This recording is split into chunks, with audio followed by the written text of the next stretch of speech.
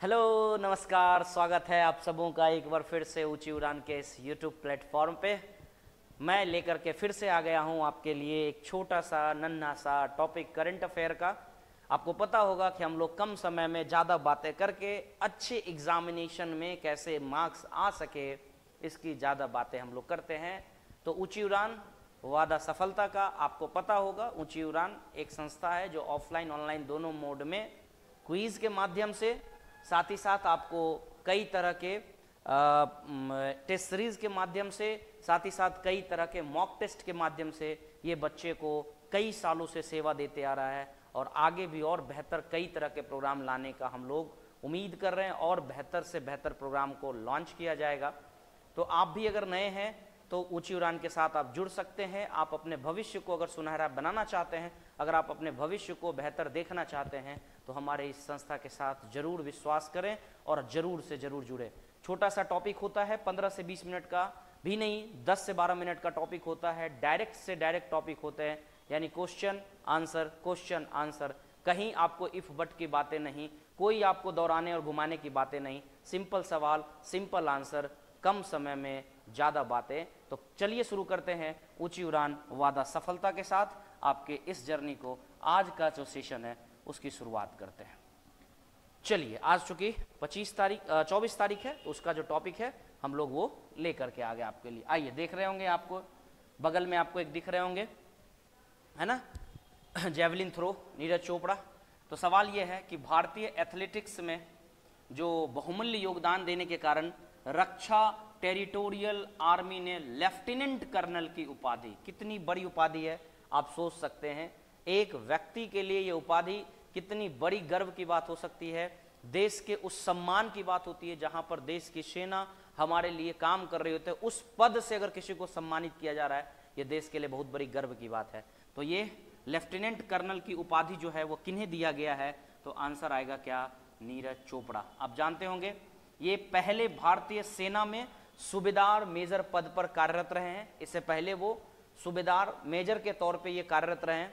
जब Paris Olympic चल रहा था साल 2024 में, तो जेवलिन थ्रो करके इन्होंने रजत पदक को जीता था और साथ ही साथ 2020 में जब टोक्यो ओलंपिक हुआ था, आपको पता होगा, इन्होंने स्वर्ण पदक भी जीता था। भारत के नाम, भारत की मान, भारत की सम्मान को झंडा गाड़ने वाले ये व्यक्ति हैं जिन्होंने एक व्यक्ति के नाम से पूरे देश के नाम को आगे बढ़ा दिया।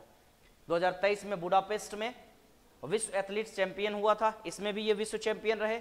टेरिटोरियल आर्मी, अब थोड़ा सा इसके बारे में जान लेते हैं। टेरिटोरियल आर्मी एक अर्धसैनिक बल है। ये जो टेरिटोरियल आर्मी है ये एक अर्धसैनिक बल है। इसे सेकेंड लाइन ऑफ डिफेंस कहते हैं, इसे सेकेंड लाइन ऑफ डिफेंस कहा जाता है। नीरज चोपड़ा से पहले पूर्व भारतीय कप्तान MS धोनी, इसके अलावा कपिल देव और अभिनव बिंद्रा जैसे खिलाड़ियों को भी टेरिटोरियल आर्मी के द्वारा जो है यह सम्मान दिया जा चुका है।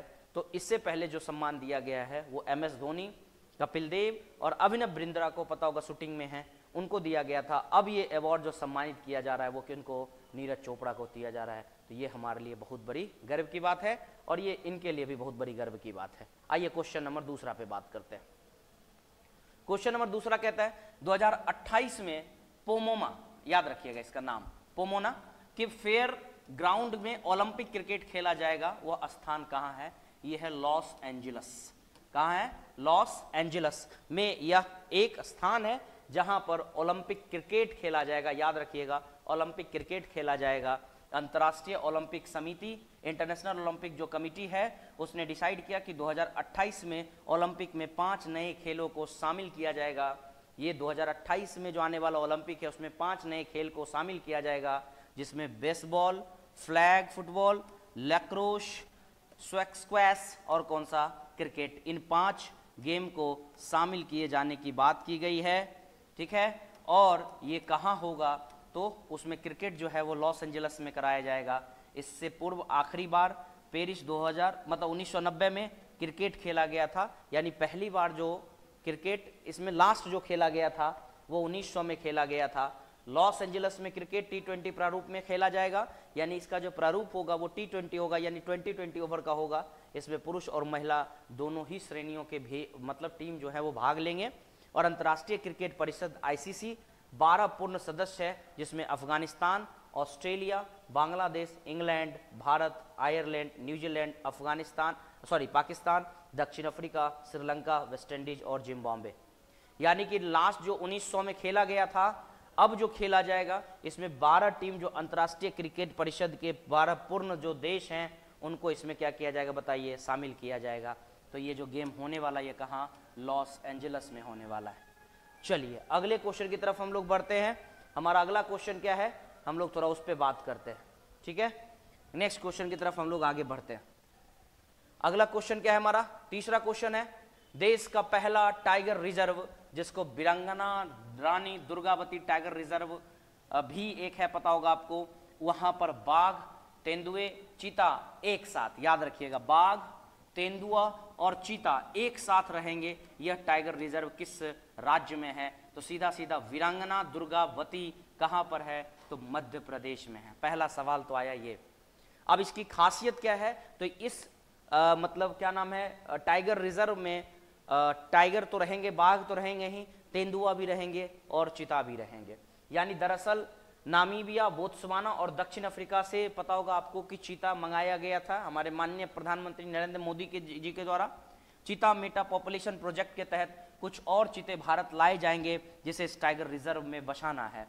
वर्तमान में इस रिजर्व में बाघ और तेंदुओं पहले से ही मौजूद है। बाघ जहां नीलगाय, भैंसा, हिरन प्रजाति के छोटे बड़े जानवरों का शिकार करता है, तो वहीं तेंदुए जंगली सूगर, हिरन, नीलगाय, भैंस के बच्चे का शिकार करता है, जबकि चीता चीतल, काला हिरन और खरगोश जैसे जानवरों का शिकार करता है। ये तो शिकार की बात हो गई, लेकिन टाइगर रिजर्व के बारे में आप जान लीजिए कि भारत में साल 1972 से टाइगर की हो रही संख्या की कमी को देखते हुए सरकार के द्वारा टाइगर रिजर्व प्रोजेक्ट लाया गया और यह धीरे धीरे टाइगरों की संख्या को, यानी कि बाघों की संख्या को बढ़ाने को ध्यान में रख करके ऐसे प्रोजेक्ट को लाया गया। इससे फायदा ये हुआ कि देश में टाइगरों की संख्या लगातार क्या हो गई बताइए, बढ़ते चला गया और साल 1973 से जो है टाइगरों की संख्या में क्या हो गई, मतलब साल 1973 से क्या कर दिया गया कि टाइगर प्रोजेक्ट को ला दिया गया। यानी 72 से संख्या देखी घटते घटते और कम होते जा रहा था, तो साल 1 अप्रैल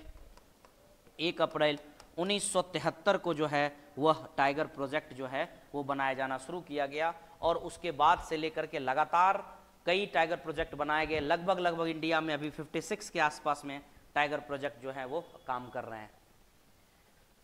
चलिए अगले क्वेश्चन की तरफ चलते हैं।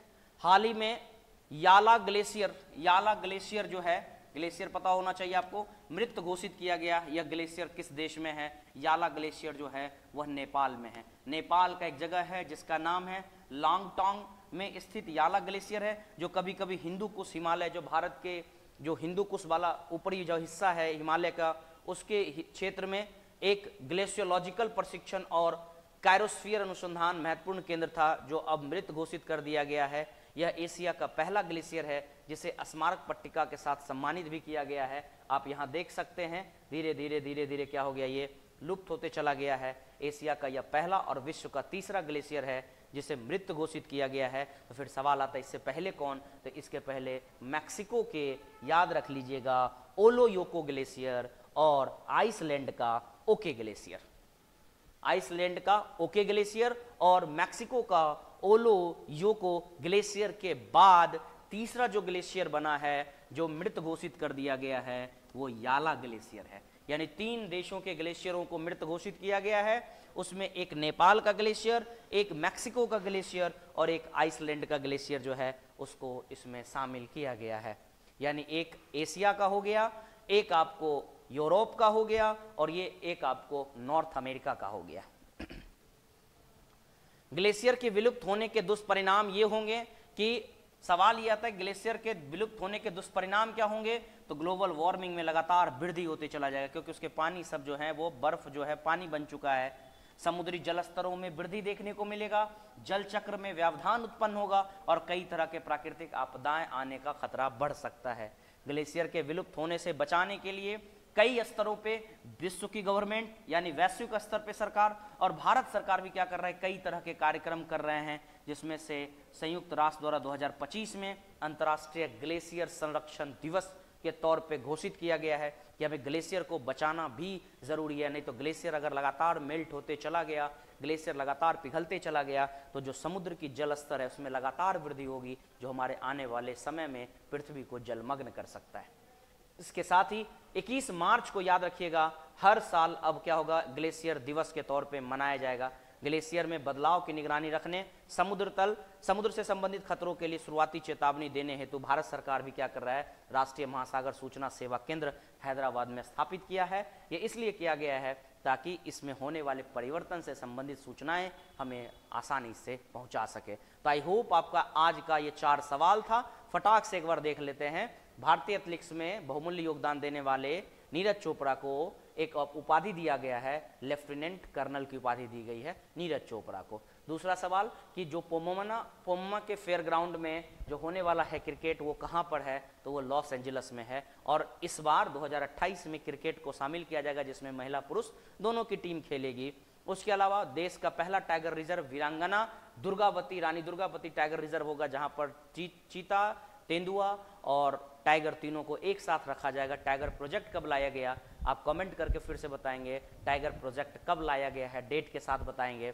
इसके अलावा अगला क्वेश्चन है आपका कि हाल ही में याला ग्लेशियर मृत घोषित किया गया, यह ग्लेशियर किस देश में है, नेपाल। यानी कि अभी तक कुल 3 ग्लेशियर जो हैं वह मृत घोषित हुआ है, उसमें एक याला हो गया है, इससे पहले मैक्सिको की, और उसके बाद जो है वो आप देखेंगे तो कहाँ की, आइसलैंड की, मैक्सिको की योलोको, और उसके बाद ओके ग्लेशियर और याला ग्लेशियर, ये 3 ग्लेशियर जो है मृत घोषित हो गई।